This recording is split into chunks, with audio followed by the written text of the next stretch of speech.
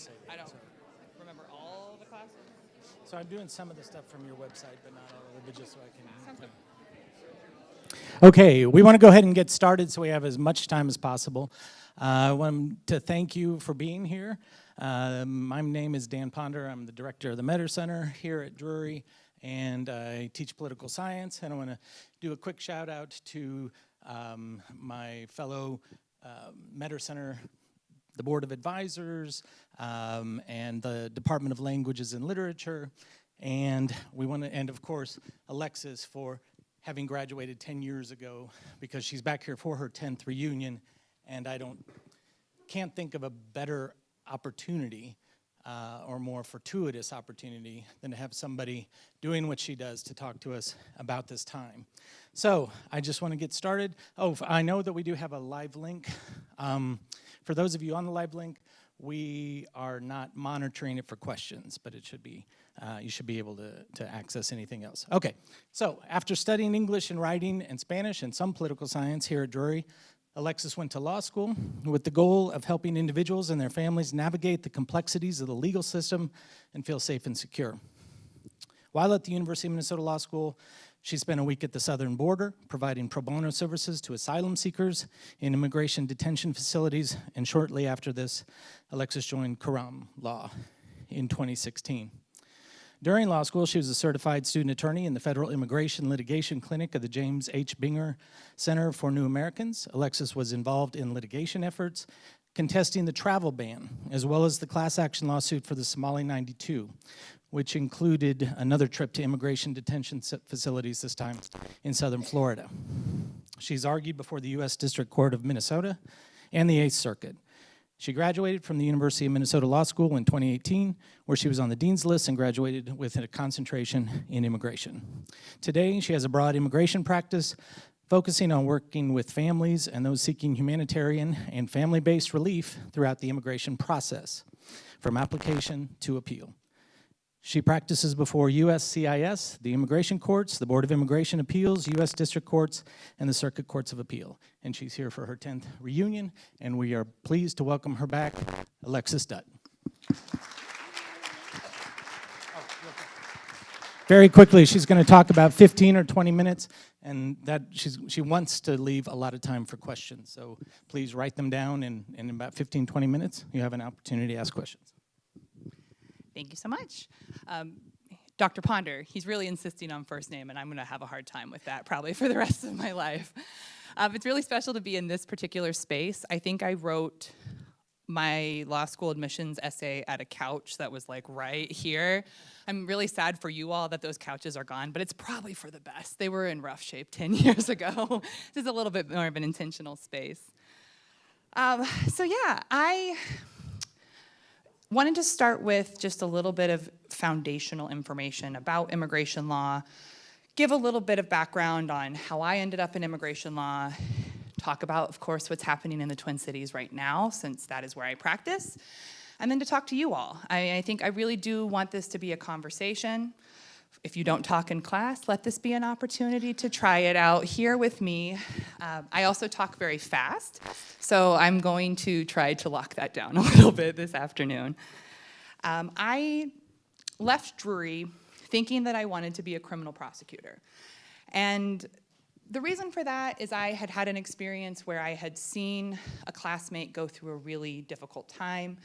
They had been in an abusive relationship, and that prosecutor made them feel safe. And so I thought, amazing. I know I want to be in court. I like the idea of litigating and fighting in front of a judge. I played volleyball here at Drury, so competition is kind of a big part of my identity. And so I thought that that would be a good fit for me. Then I got to law school and decided that, partially because of a criminal law class that I had, and also just as I learned more about the role of the prosecutor in the justice system, you really had to believe in our justice system in order to be a criminal prosecutor, and I was having a hard time with that. I grew up in rural America. I went to undergrad here. I learned a lot when I moved to the Twin Cities, and I learned a lot about our legal systems. And I had been a Spanish major. I spoke Spanish. I speak Spanish every day now. I thought I was fluent when I graduated from Drury, and I've gotten a lot better since then as I use it every day. But because I was fairly fluent, and this was 2015, so I graduated almost 11 years ago, but just over 10 in 2015, immigration wasn't quite as in your face as it is now. I mean, before the first Trump administration, it was a much more of an area of law that people knew about but didn't really talk about every day. The Obama administration, up until this current second Trump administration, we'll see what happens, deported more non-citizens than any president before. And so the reason I say that is that the laws that we're operating with during the Obama administration up until now are largely the same. We have not had systemic immigration reform since 1997. And so what we're seeing right now in the United States, what we're seeing in the Twin Cities, is not necessarily a change in the law, it's a change in the policy. And so immigration law is something that is passed by Congress, that is enforced by an agency of the president, so it's administrative law. So it's this interesting intersection of the administrative branch and the congressional officers who serve at the serve as elected officials and representatives of the states. So immigration is this really interesting combination of federal law, but also state voices as it comes from Congress as well. So let's back up a little bit. So administrative law means it falls under the president. So USCIS, which is U.S. Citizenship and Immigration Services, that's an agency of the Department of Homeland Security. The Department of Homeland Security is led by Kristi Noem at this point in time, which is appointed by the president, right? So everything falls down from the policies of the president. The Department of Justice is led by the Attorney General, Pam Bondi at this time, again, appointed by the president. So one of the things that happens with immigration law is that it ebbs and flows and changes and evolves in how it's implemented, but the laws themselves largely stay stagnant, at least until we see some sort of systemic change happen in Congress. That enforcement branch is Immigration and Customs Enforcement, ICE, as we all have been discussing a lot in the last month, also as part of the Department of Homeland Security. So that means the cops from immigration and the people who are giving the benefits, USCIS, are all part of the same team. So what that means is a lot of times we end up having these systems and these actions where the laws are very much stacked against the person seeking that out. Similarly, in immigration court, especially those who are in the poli-sci or pre-law or who are at all interested in criminal systems or criminal justice, you talk a lot about the Constitution, right? Your constitutional rights. You can stay silent. You cannot talk to the police until you have a lawyer present. You have certain evidentiary burdens. The burden is on the government to prove that you are guilty. It doesn't work that way in immigration law. So a lot of times people are being like, just do it the right way, you know, like just go and get yourself legalized, right? But I just want to start out from the foundational understanding that it is not that easy. It is not that easy. Our system is archaic and broken and stacked against the person who's seeking that benefit. So just a little example of the last couple weeks.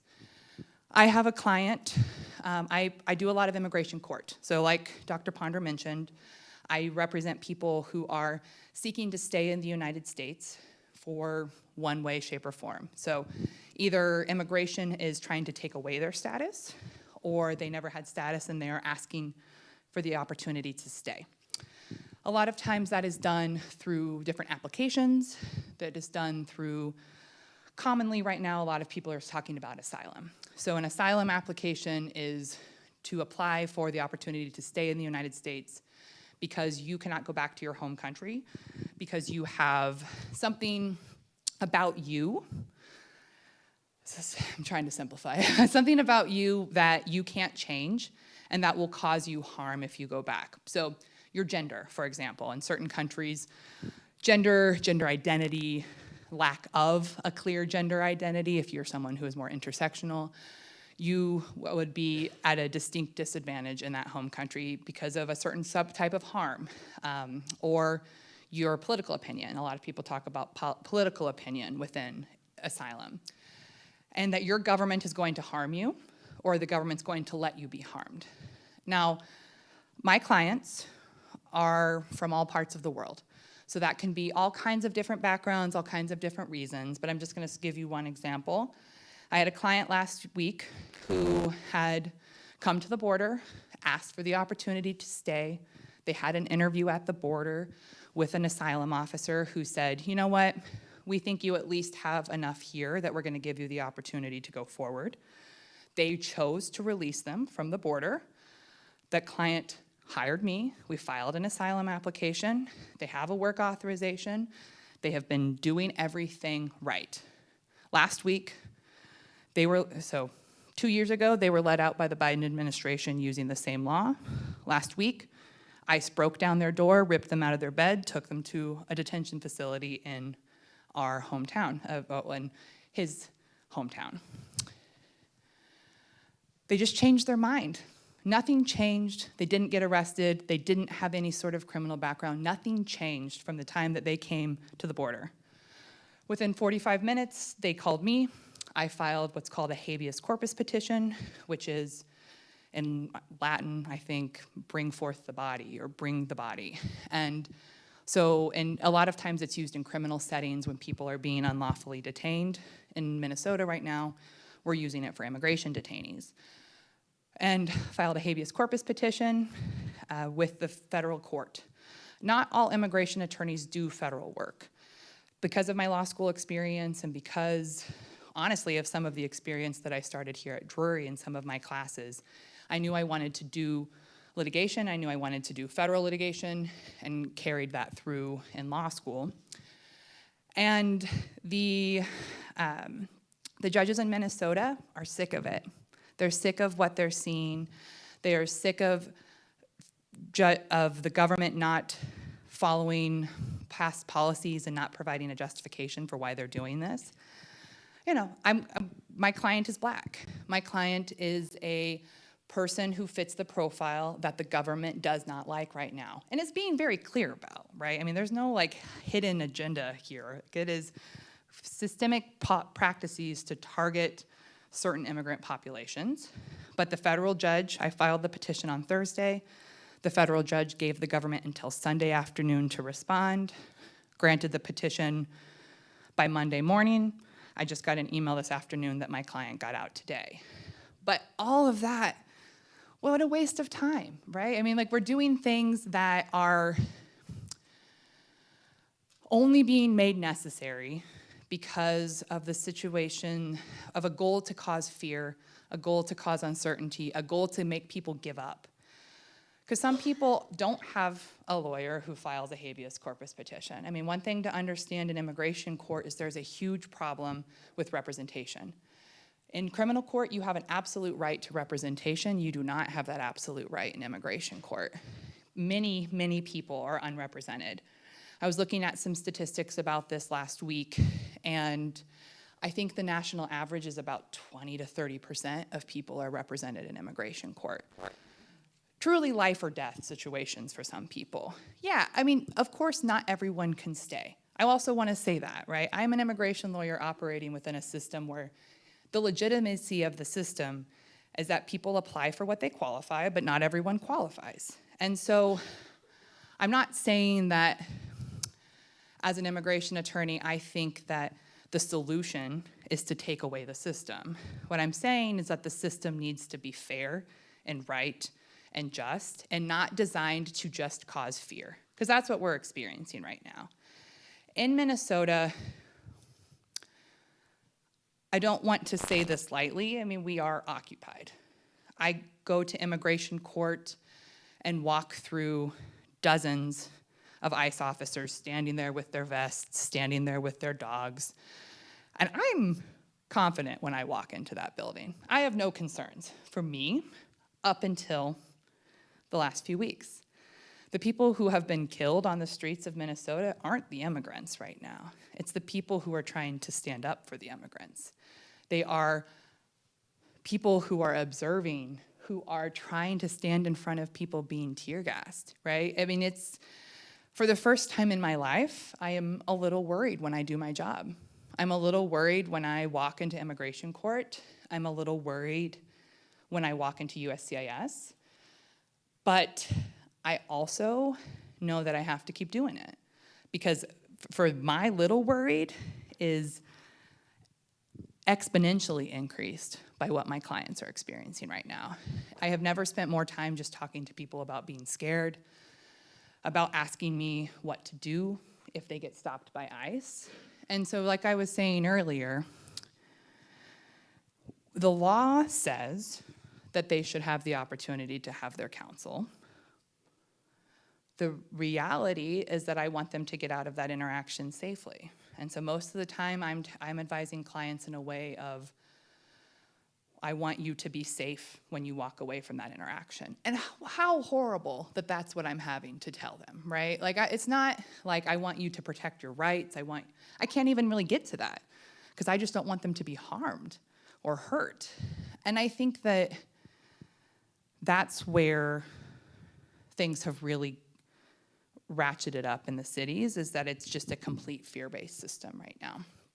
You know, people are getting their car windows broken. They're getting pulled over by ICE and having their car windows broken in, and then they're getting ripped out of their vehicles. And it's causing people to not participate too. It's causing them to not show up to court, because if they're afraid of their physical self, why would they show up to a system where they're afraid that they might be physically harmed? Not just arrested, but harmed. Like, these are two different issues that are really what we're dealing with right now.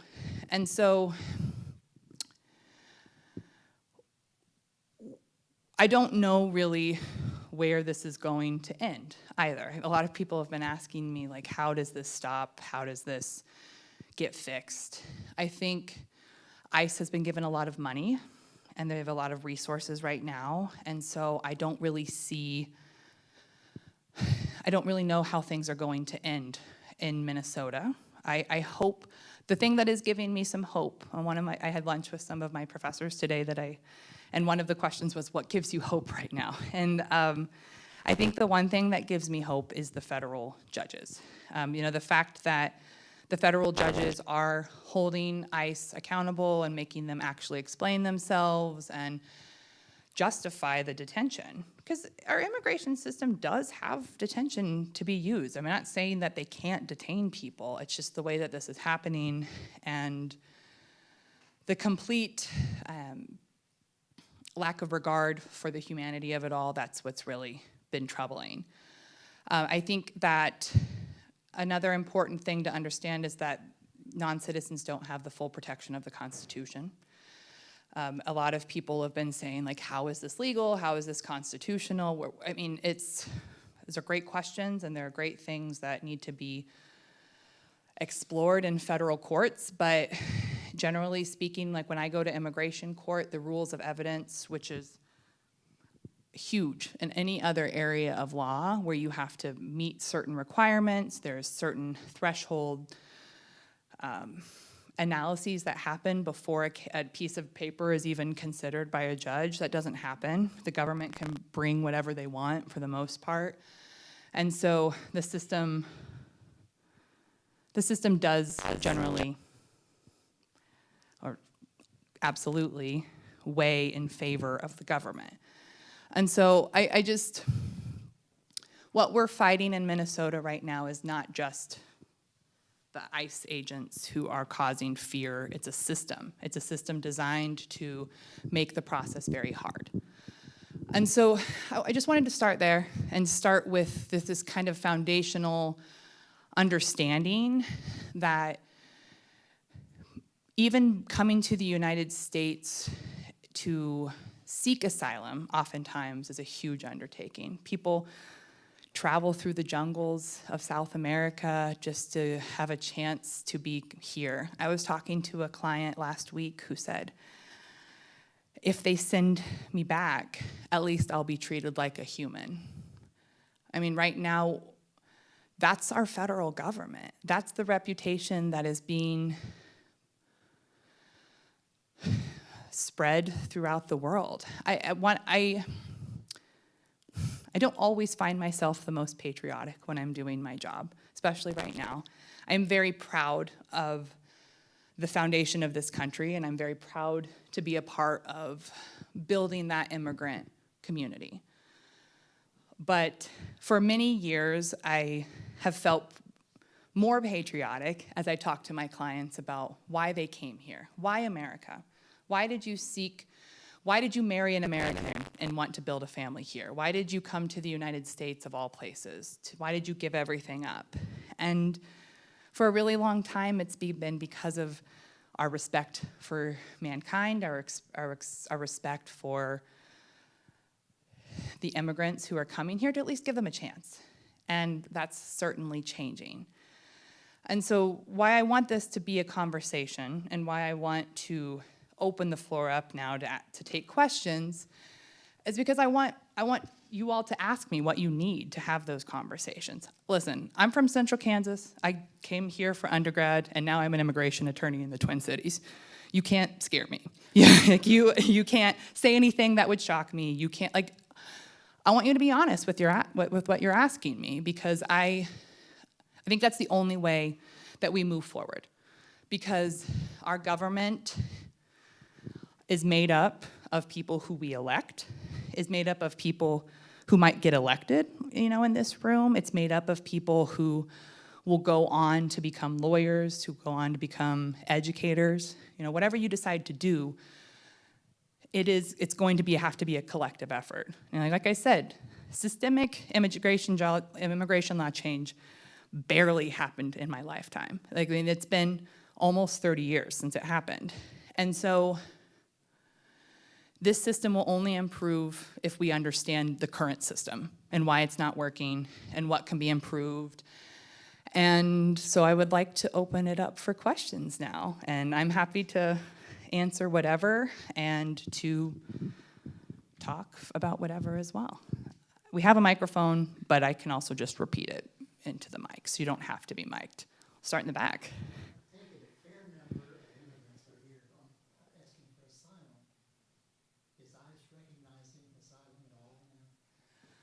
Whew, you, my friend, have identified a big question. So the question is asylum being recognized?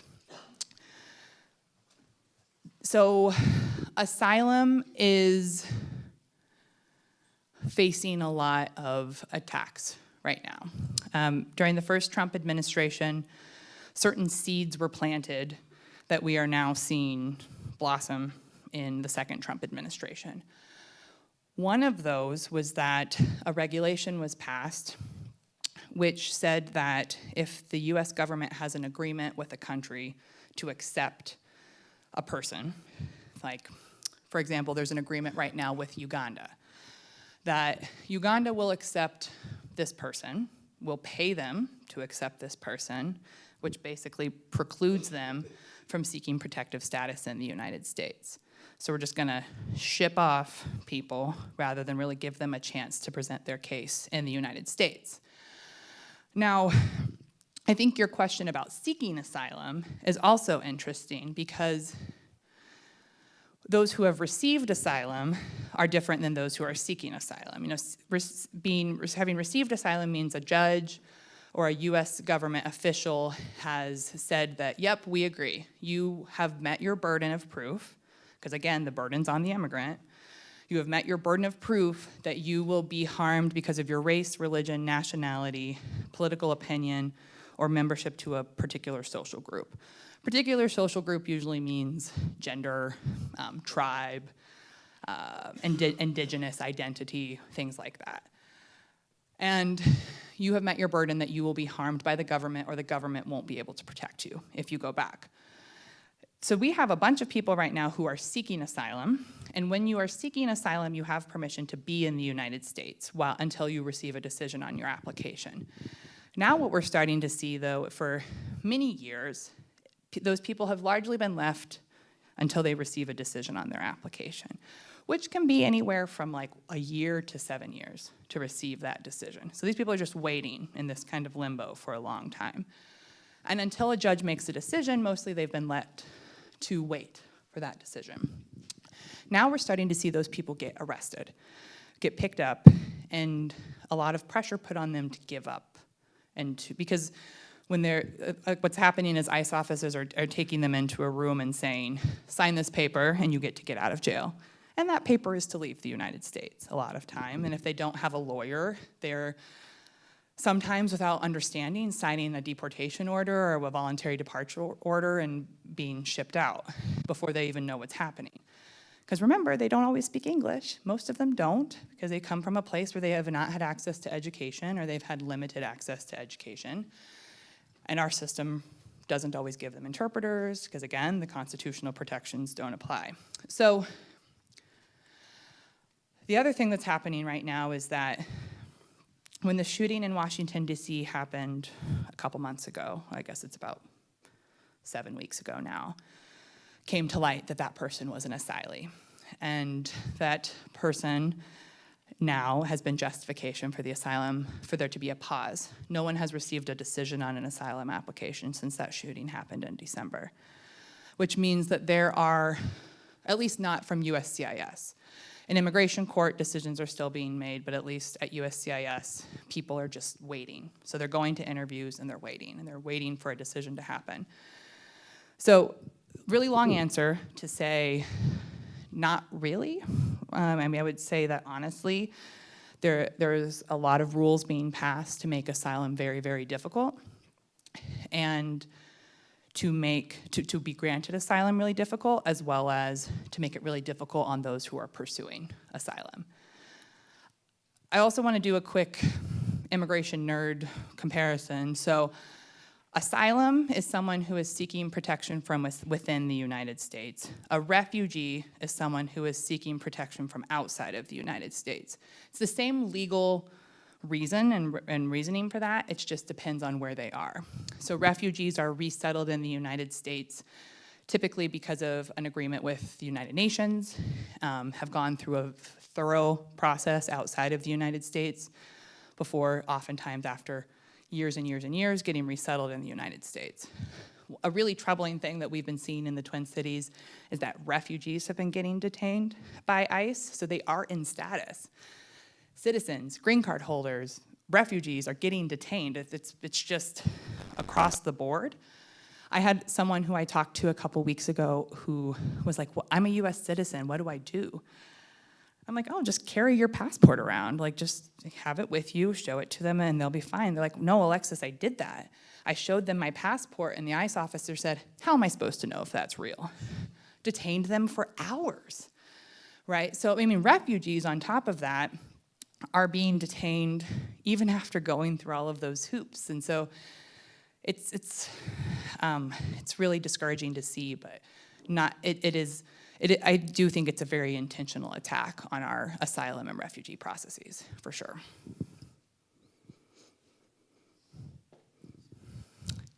Oh, hello. I was wondering, we hear about so many people who are detained and they don't tell you where they are right now. Have you had clients or families of clients that come to you? Great question. Yes, so the question is about people getting picked up and then not being able to find them. So there's this website called the ICE Detainee Locator. And the ICE Detainee Locator allows people to look people up either based on their A number. Okay, brief aside before we move on. Our system uses, like I said, more than 30 years since systemic immigration change. We refer to people seeking, under the law, immigration status as aliens. Our law calls non-citizens aliens. Okay, so if you want to just like have some context for how the system is really messed up. But everyone is assigned a number, is what we refer to it now, to be a little less accrual, which stands for alien number. So it's on there like work card, green card, naturalization certificate, documents you get from immigration. It's like your social security number equivalent in immigration. And so you can look people up based off their A number, if you know it, if they have one assigned, and their country of citizenship. You can also look people up based off of their birthday, place of birth, and name. A lot of times right now, so like my client that I was talking about last week, got picked up and taken to this federal building. You probably, if you've at all been following what's happening in Minnesota, this is the Bishop Henry Whipple Federal Building. It's where immigration court is, it's where ICE is. So I'm at that building, I don't know, 2 or 3 times a week. It's also just half a mile from where my office is, so I'm there all the time. Right now, having to walk through smoke bombs sometime to go to court, so that adds a little spice to the day. But they take the detainees to that facility, usually temporarily, and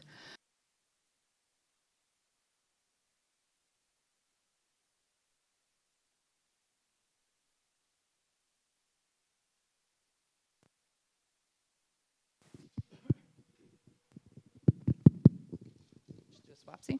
I can do that. So they take them to that building, and when they take them to that building, if you go to the detainee locator, it just says call ICE. It says like, it doesn't give a specific location for where they actually are. And then when they're transferring people, they disappear from the system until they show up at another location. And so we've kind of been able to identify patterns, and so we as attorneys at least sometimes have a little bit of an idea where they are or where they could go. But yeah, it's a real problem, especially for people who they don't know their A number, the family doesn't know the A number, or, I mean, if it's someone who doesn't have a family, the people who know them might not know their birthday, right? Or they might not know the exact, they know how old they are, but they might not know their specific legal birthday. Also keep in mind, there are huge parts of the world that don't really use birthdays.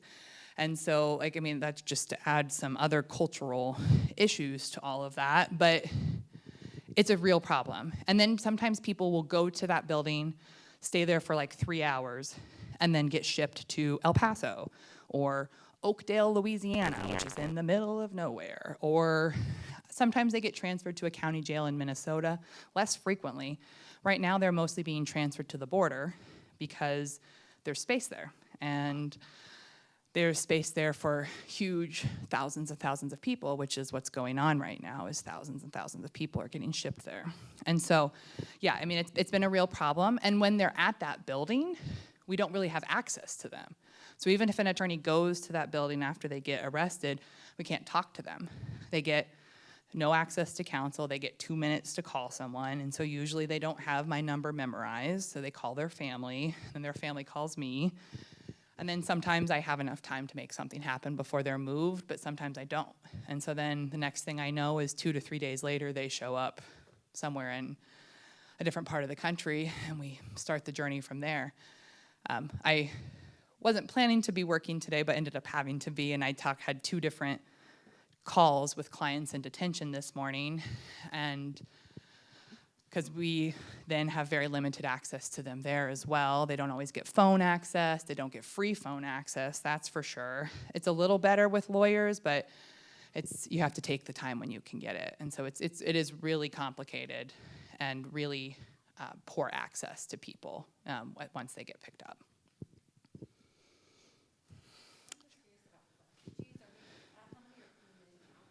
Zero. Currently, the Trump administration, I mean, as far as I know, no refugees except for maybe South Africans. We're not going to get into that today, but white South Africans, yeah, thank you, white South Africans. You know, no ulterior cabinet-related motives there whatsoever, but the current policy is a 0 admission for refugees. And so part of what I do in my federal practice before all this habeas work that I've been doing is you can sometimes sue under the Administrative Procedure Act for unreasonable delay of like the agency Agencies of the United States are required by federal law to take action within a reasonable time. Now, what is reasonable, of course, is subject to the judge who you're in front of, but I have multiple cases where the people have been waiting 12 years or so to come to the United States on a refugee process, and all of those are on hold right now because there are no refugees being admitted to the United States right now, or almost none.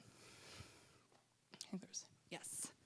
What has happened to the people who were detained as they were being sworn in as American citizens? Yeah, so there's also been a pause on, so the context, so the question was about people getting detained from naturalization ceremonies. So I'm going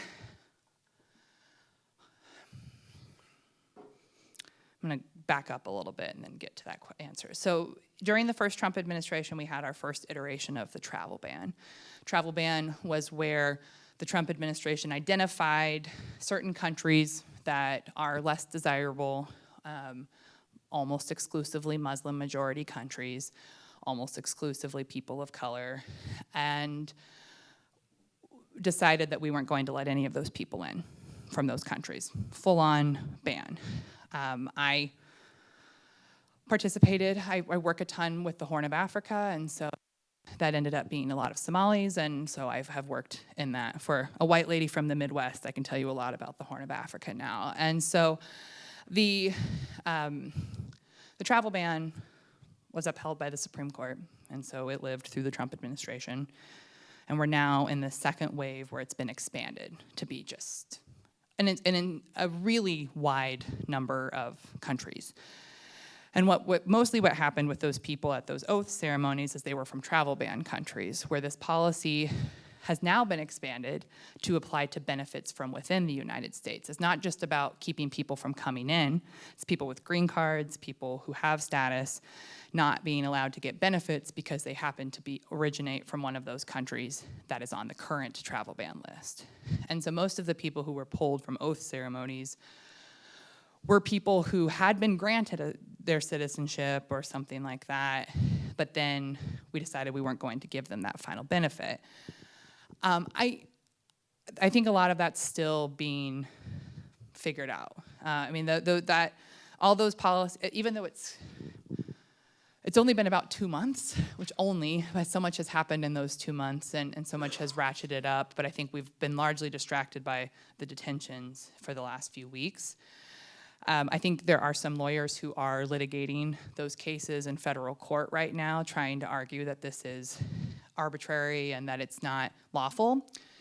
The problem is there's some pretty decent language in the law that the president is relying on. I mean, I was talking about this earlier at lunch. A lot of the law says, the law gives the president a lot of power.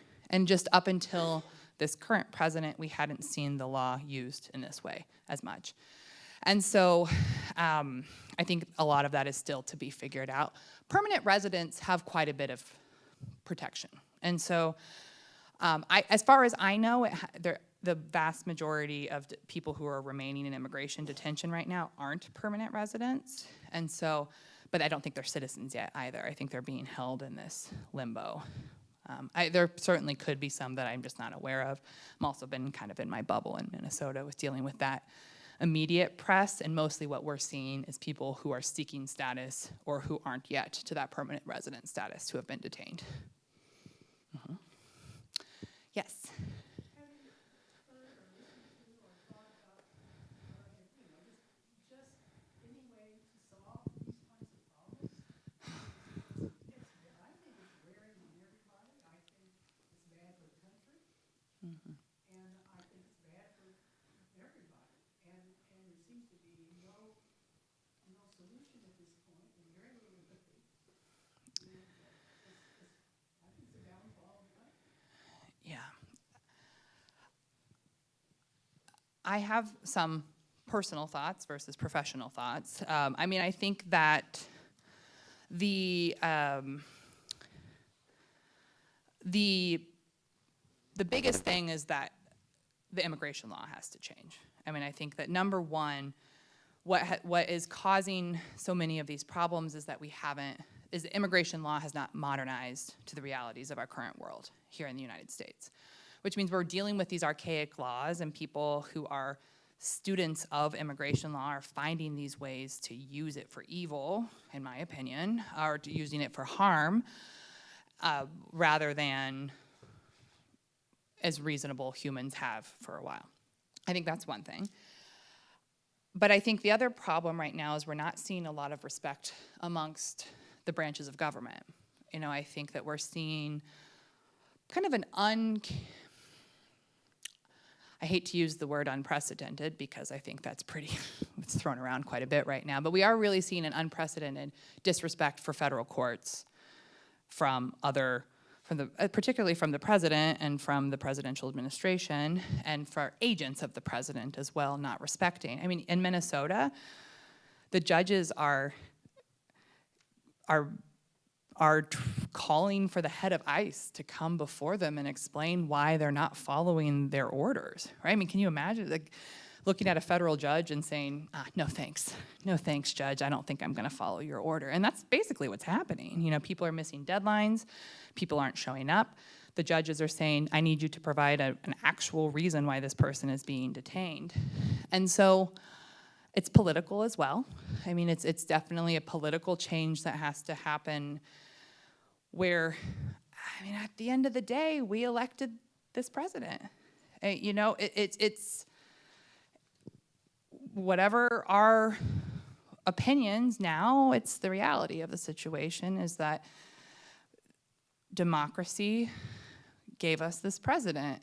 I think it's a really interesting question, especially as we are in the Metter Center and then we're talking about political science, about the failings of federalism in some ways and how our government is set up to allow this to happen.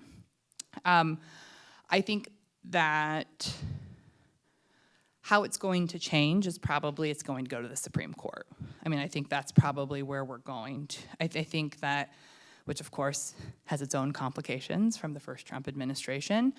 Or complications from my perspective. I mean, in the sense that like, it's not a very immigrant-friendly court right now. And so we will see it probably through laws being changed, which means congressional representatives being elected who are willing to do that, which means people being elected to positions to appoint, like a president who will appoint federal judges that uphold that law. I think it will happen through public outcry. I mean, at the end of the day, we are seeing public discourse work in Minnesota. We are seeing protests work. We are seeing people rally together. I never thought about Prince as much as until I moved to Minnesota. I know. So depending on the generation you are a part of, Prince is a musical artist. He was very popular in the 80s and 90s, and he is the treasure of Minnesota, let me tell you. And so, but he has this quote that talks about Minnesota, and he says that Minnesota is so cold it keeps the bad people out. And I think that it's been something that people have really seen. I mean, of course, depending on your political perspectives and your opinions on immigration, who the bad person is depends on who you ask. But what we have seen is just this community, a collective community action that has been really moving to be a witness to and to be a part of. The immigration bar is pretty small. There aren't that many immigration lawyers in the country, let alone in Minnesota. I'm part of leadership for an immigration lawyers association that's Minnesota Dakotas, and there's like 300 attorneys in North and South Dakota and Minnesota that are a part of our organization. That doesn't mean that there aren't more immigration lawyers, but most people are a part of our professional organization, and so there really aren't that many of us. We know each other for the most part, and now the community is knowing who we are because we're out in the public a lot more. And I've had neighbors bringing over baked goods. I've had people reaching out from Drury. And, you know, it is, I think these baby steps, these grassroots actions, use of media when it's not owned by the president's friends, using the voices that we have. I mean, at the end of the day, the great experiment of the United States is tested every day. And it is a collective of individuals. And I think that those are all ways that it will change piece by piece, but it's not gonna be one fix. And I think that's been made very clear over the last few weeks, is that it's the federal court actions and the neighbors showing up and helping, and I mean, we have seen in Minnesota, I think half of the federal lawyers who work in the federal district courts have quit. You know, the assistant U.S. attorney's office has been gutted because they can't stand to do the work. They can't stand to represent the United States on these cases. So I think those small acts of, I mean, I don't know, opposition or small acts of bravery will also have a ripple effect as well. It's going to take all of that. Yes. I've been surprised at how many people have bought, the line that they're going after the worst of the worst to find Oh, yeah. only. And one of the things I've been thinking about is how do we change hearts and minds, right? And what would you, to put people in the room here today, if they encounter someone who says, they're only going after violent criminals, the worst of the worst, what could someone in the room today say in response? Thank you for that question. That was the point that I had hoped to make. Of the dozens and dozens of people I know who have been arrested in the last month, exactly one of them has a criminal record. One.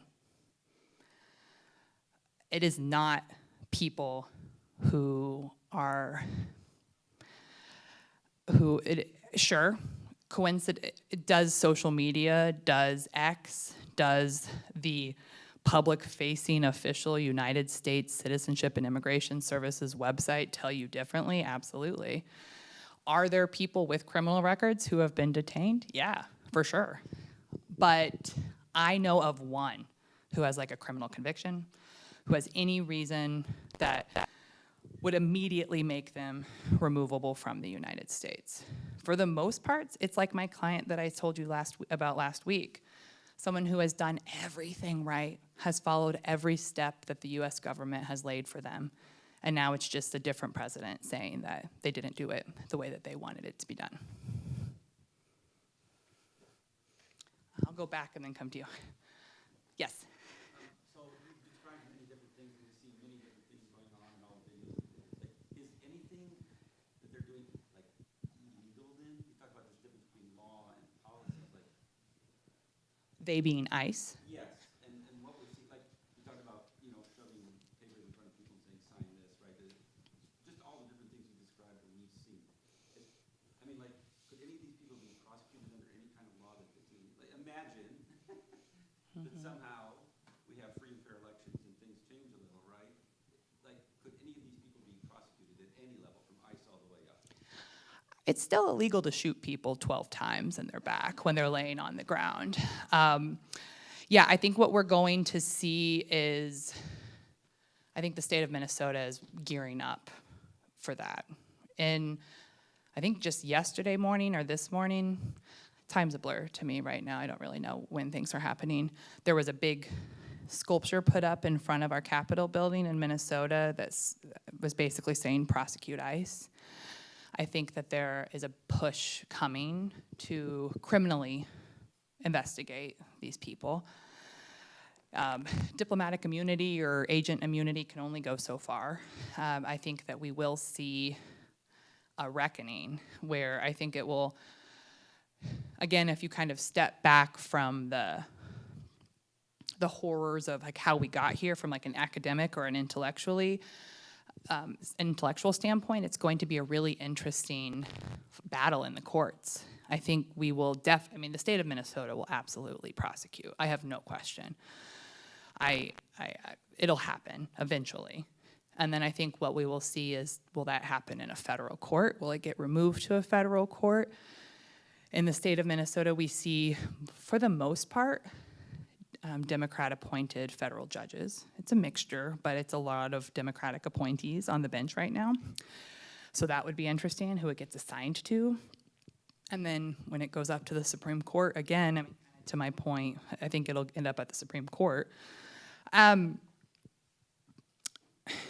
The kind of more manipulative things that are happening, like the forcing to take, the Constitution doesn't really prohibit it because the Constitution doesn't give the full, I mean, even in criminal law settings, if people don't invoke their rights to remain silent or to have representation, I mean, cops lie, investigators lie to defendants all the time. And so that part, I don't think will probably be like a criminal prosecution. We might see civil litigation being brought on behalf of classes where that might play out in front of a federal judge where they're saying like this was an agency of the United States or an agent of the United States behaving contrary to law. I think that's a little different than illegal, but maybe not following the law or the regulations. Because I think illegality has more of a criminal connotation to it, but the harm, the physical harm, I think that could certainly be prosecuted. I think they could be bringing unlawful death lawsuits. I think those people could certainly be held civilly liable, if not, in addition to criminally liable. Yeah. Yeah, smashing windows of cars and all that. Okay, I think we have time for one more question. Go ahead. Well, I was going to say something about the immigration judges. As you know, 100 of them were